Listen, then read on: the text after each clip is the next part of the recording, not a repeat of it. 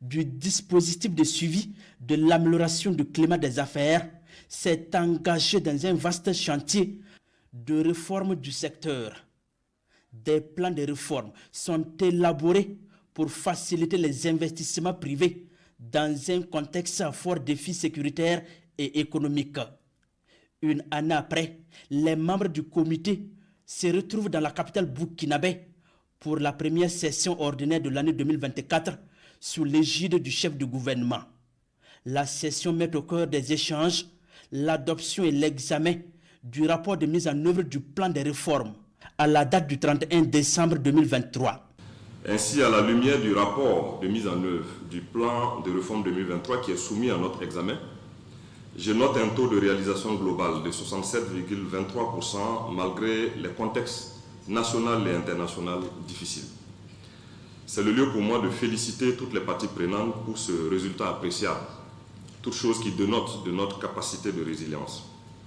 En dépit de cette performance, le volume des réformes non réalisées ou en cours de réalisation reste interpellateur. Pour prendre en compte ces réformes, un projet a été prévalidé par le secrétariat technique. Un projet qui sera soumis à l'adoption et à l'examen à cette session ordinaire.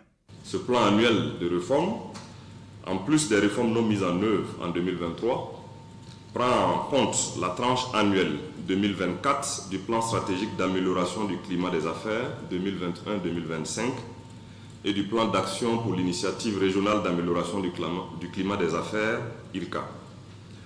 Tout en saluant les efforts déjà fournis, j'exhorte les structures qui ont en charge la mise en œuvre de ces réformes à poursuivre sans relâche les actions prévues afin qu'à l'heure du bilan annuel 2024, les résultats escomptés soient au rendez-vous.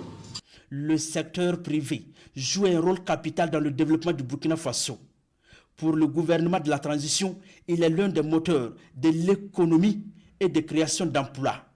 Le chef de l'exécutif burkinabé demande aux membres du comité de pilotage du dispositif de suivi de l'amélioration du climat des affaires d'accélérer les réformes pour permettre au secteur privé de jouer pleinement ce rôle.